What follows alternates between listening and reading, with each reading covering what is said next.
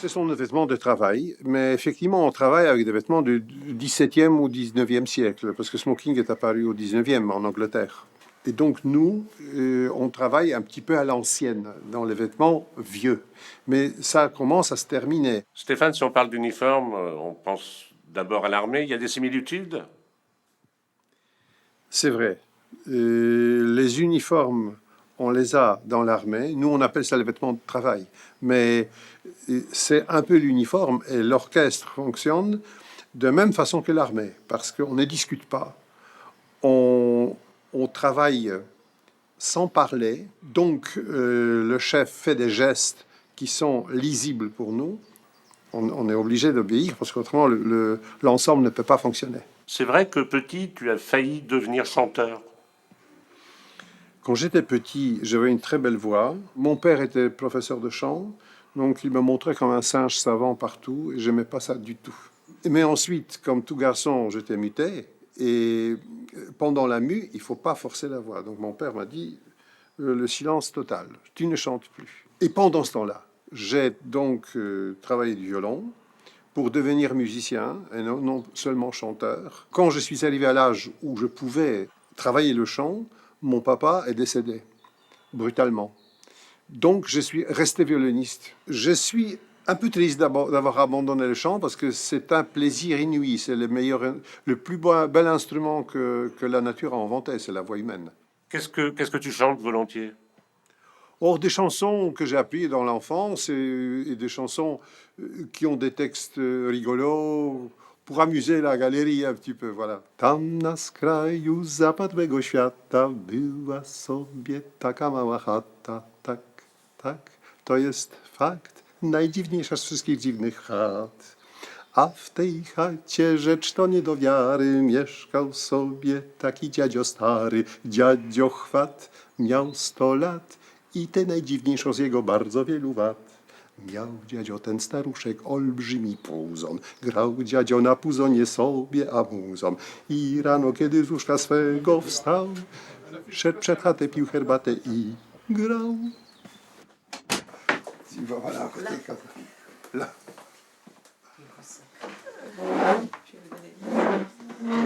Je vais répondre un peu. Ah, c'est ça que ça veut dire? Stéphane, qu'est-ce qui se passe ici ce matin? La répétition. Ouais. La répétition de notre quatuor pour faire les concerts de valse viennoise. J'aime beaucoup cette musique-là. Donc, j'ai convaincu mes amis de faire ça avec moi. Parce que, en fait, la façon de construire ces danses, c'est que le premier violon a un beau rôle et les autres l'accompagnent. C'est pour ça qu'il fallait les convaincre. C'est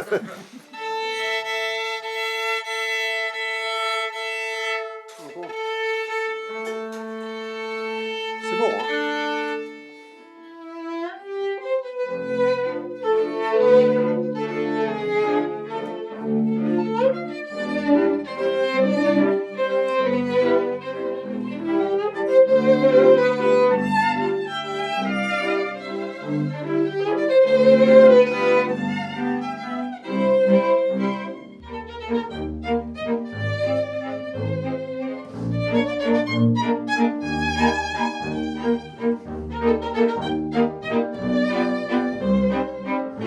Si je vous demandais de me parler de Stéphane, comment il est Stéphane? Très très bon musicien. Alors pour ça, il a dit qu'il devait nous convaincre, mais c'était pas très difficile à nous convaincre parce qu'il fait tellement avec conviction justement cette musique. Voilà, on était ravis de faire avec lui.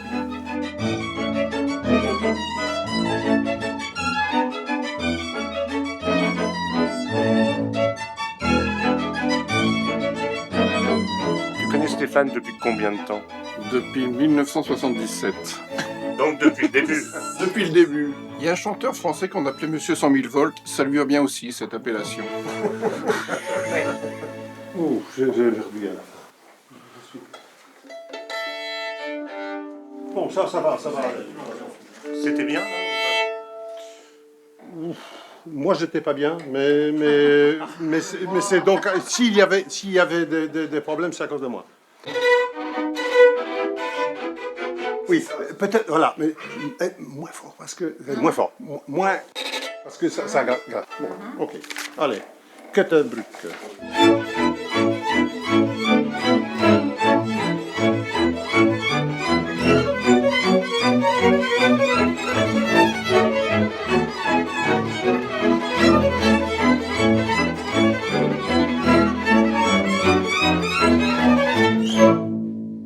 Tu joues trop fort. Bah oui, ouais, c'est trop, vraiment. Oui. Ça va vite et il faut être bien ensemble. Alors chacun a sa partie, puis qu'on est 4, chacun a 25% de responsabilité. Et quand il y en a un qui faille, bah, c'est un quart qui s'écoule. Donc c'est vraiment très important que tout le monde soit vraiment en cohésion.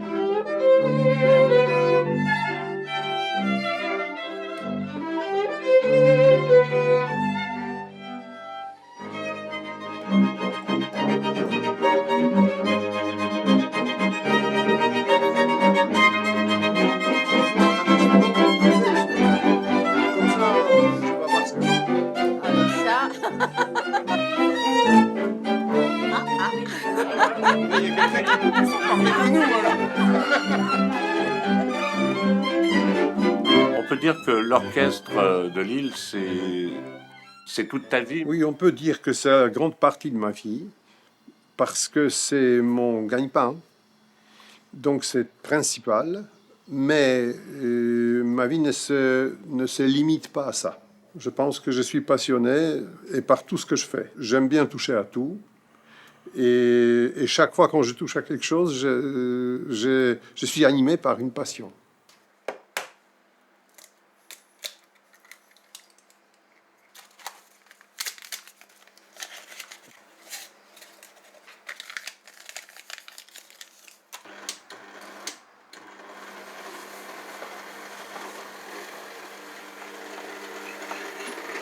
Là, je prépare un gâteau polonais qui s'appelle piegus. Alors, piegi en polonais, c'est les taches de rousseur. Et celui qui les porte s'appelle piegus. C'est assimilé aux graines de pavot qui ne sont pas moulues et qui parsèment le gâteau à l'intérieur. Quand on la coupe, on a l'impression de voir la peau de celui qui porte les taches de rousseur. La cuisine, c'est comme la musique, c'est un art aussi.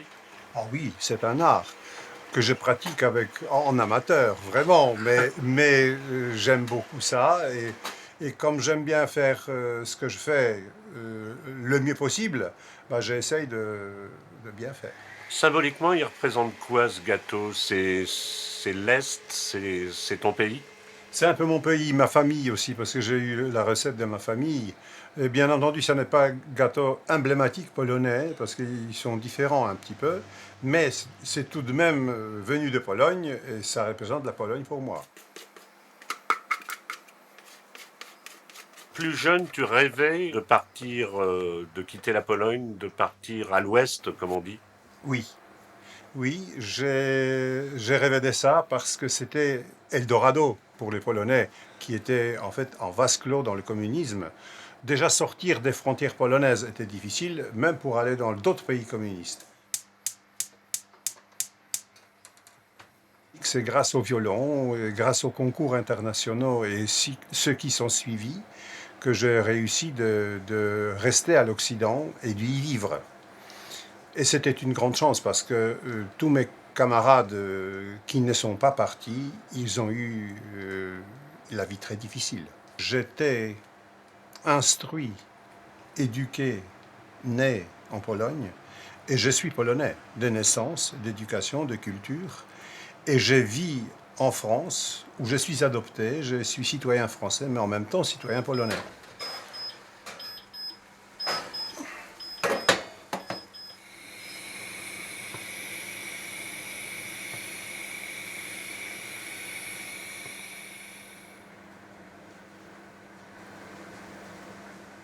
Comment ça se passe le travail dans le cadre du morceau qu'on répète ici pour le jouer avec Bogdan? Comment ça se passe?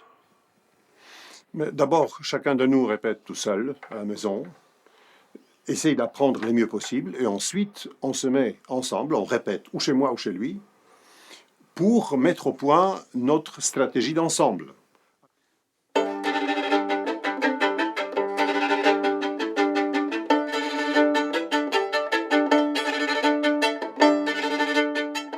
Ici, on est dans ma pièce de travail. Ce morceau s'appelle Gopak. Ça veut dire une danse sautant ukrainienne. Il n'est pas écrit pour violon, et encore plus pour violon et accordéon. Mais c'est une transcription pour piano et violon de Samuel Douchkin, qui est un très grand violoniste russe. Bogdan, mon partenaire à l'accordéon, va la jouer avec moi à l'accordéon, cette partie de piano.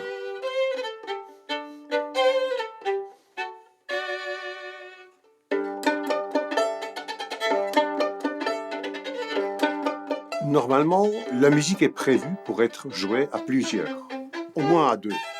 Il y a aussi la musique pour violon seul ou instrument seul, mais c'est rare. Chacun apprend sa partition et ensuite, quand tout le monde connaît sa partie, on met tout ça ensemble, et quand on est très nombreux, comme dans l'orchestre, on a besoin d'un chef pour nous organiser.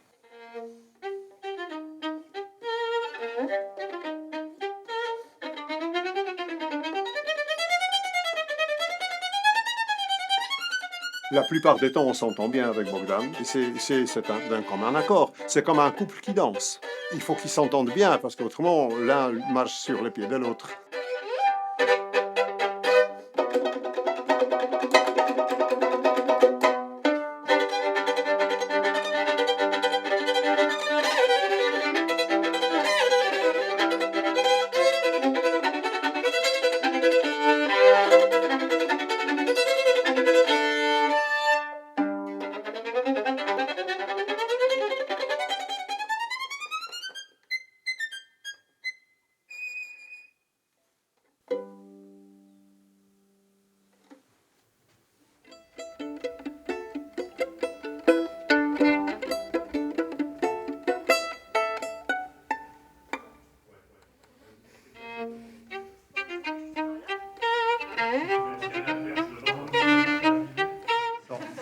Faites-moi le pupitre, il faudrait qu'il soit. Je sais pas si c'est possible qu'il soit plutôt comme ça. Oh, allez-y.